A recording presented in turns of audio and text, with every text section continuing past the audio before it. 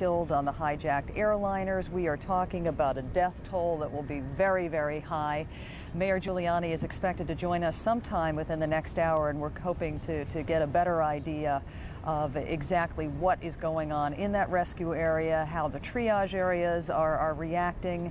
Once again, life here slowly resuming. You can't call it a normal pace, but people at least attempting to get back to their lives. The area airports are open on a limited basis, public schools open, but opening late to allow teachers and counselors a chance to strategize about exactly what they will tell their students today.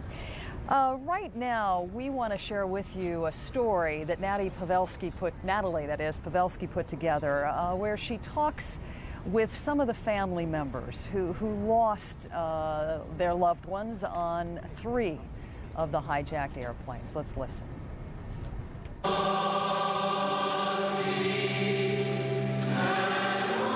In Burlington, Vermont, a special mass as a bishop grieves the death of his brother, David Angel, executive producer of the show Frasier on NBC. He died with his wife, Lynn, when their plane crashed into the World Trade Center. He brought, and I think that's how we want to remember him.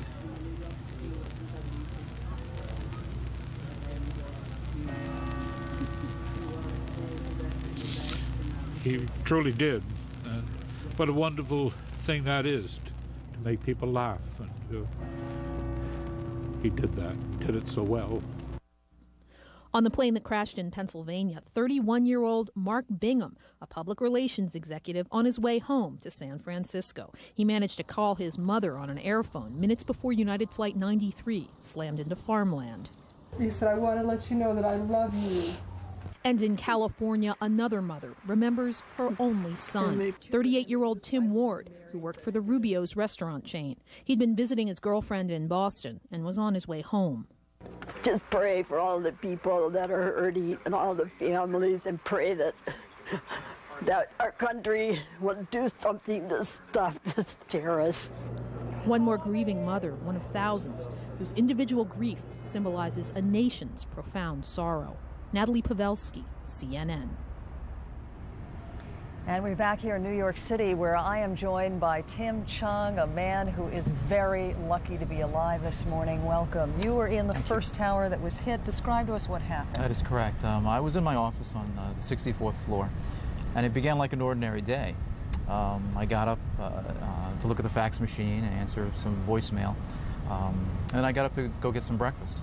And all of a sudden, we heard and you felt this tremendous crash, which came from the north side of the building.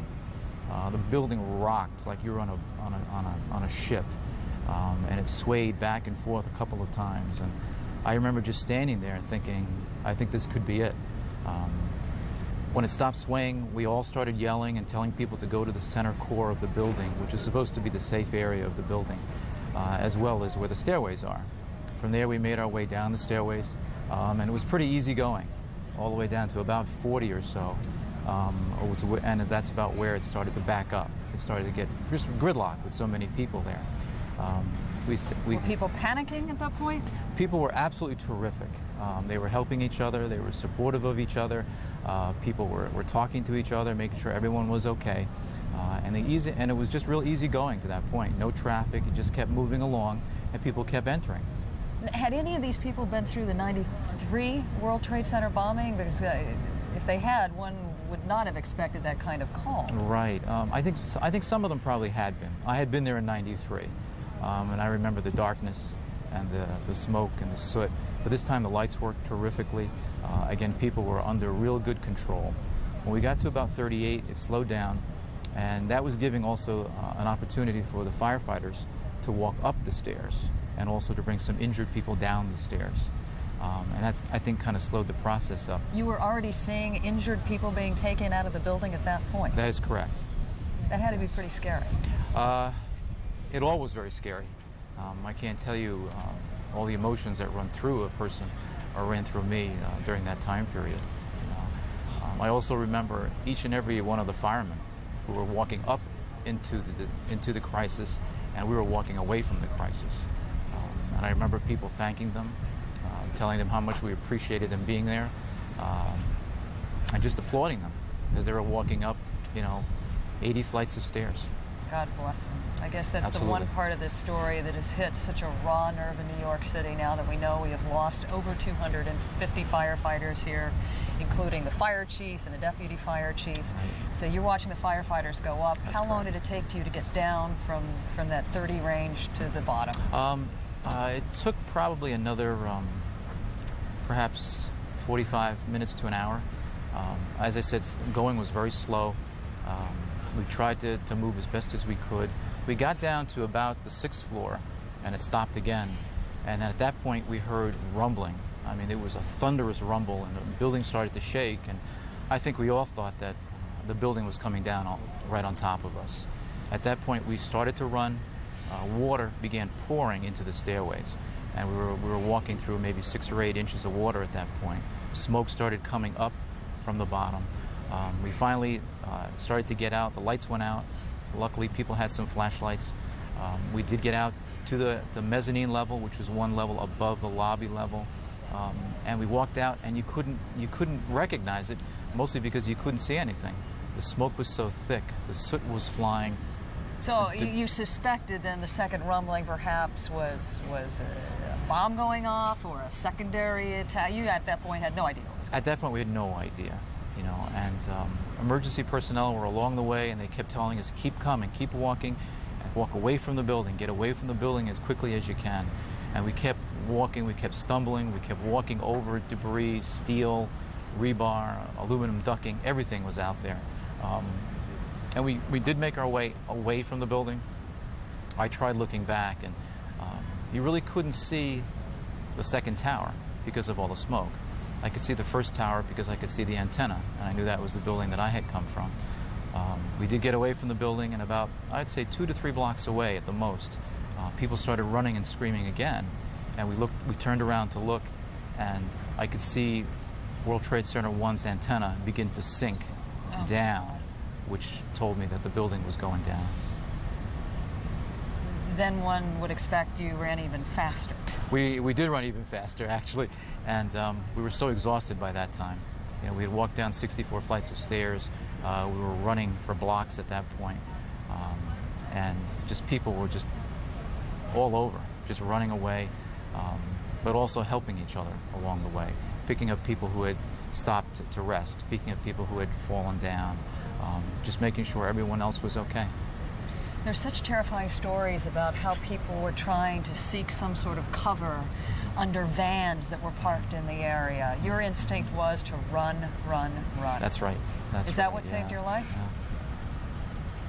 Paul, I'll be honest with you, I'm not really sure what saved my life, because it was a really terrifying experience. But I thank all the people who were there to help us. I thank my fellow office mates and everyone there who offered assistance.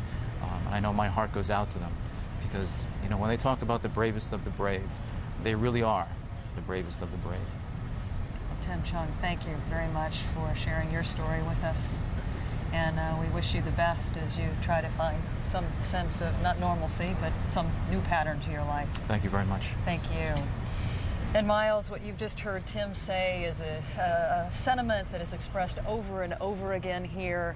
I told you last night there was a spontaneous celebration downtown of folks like my previous guest, many of whom are missing family members that have gone down in the area to cheer on the rescue workers. And once again, the fact that New York has confirmed that the city has lost over 250 firefighters and over 80 police officers has hit the city very hard.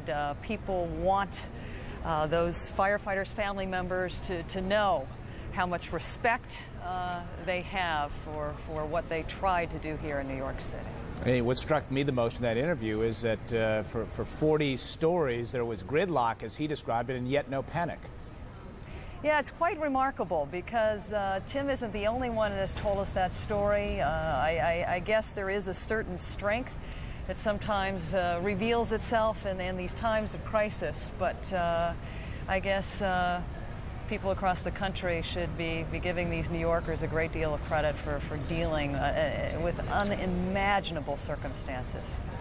All right, it's all we have to hang on to this morning for now anyhow. Paula Zahn in New York. We'll be back to her in just a moment. Let me bring you up to date on the investigation with a quick recap. It is an unprecedented law enforcement investigation spanning all locations, Boston, Florida, Hamburg, Germany. Police and law enforcement sources are telling CNN 2 brothers suspected in the hijackings lived in Vero Beach, Florida up until very recently.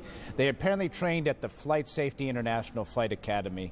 Adnan Bukhari, his brother Amir Abbas Bukhari, there. Their homes have been searched there. In addition, 2 others are linked to a flight school on the other coast, Venice, Florida. Mohammed Atta and Marwan Youssef Al-Sihi. They have been linked to an apartment in Hamburg, Germany, and there are searches underway there as well as in Venice, Florida. They were at the Huffman Flight Academy there, apparently learning how to fly.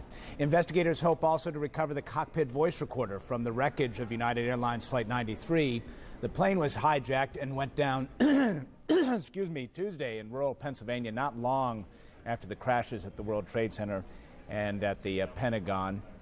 It was bound for Washington by radar track accounts that we've had. There are some reports the White House might have been the target of that particular flight, perhaps Camp David, perhaps Air Force One. It is not known. Phone calls from several passengers on board that flight indicate there was a decision to attack the terrorists on board. The passengers on that particular plane were made aware of the fact that a previous plane had struck the World Trade Center, and subsequent to that decision, relayed to family members on the ground, this plane crashed into a farmer's field in rural Pennsylvania. Law enforcement sources are telling CNN as many as 50 people may have helped plan and carry out Tuesday's attacks, and all obviously very well coordinated. The number of victims, of course, will total into the thousands. We are keeping tabs on all this for you. Paula.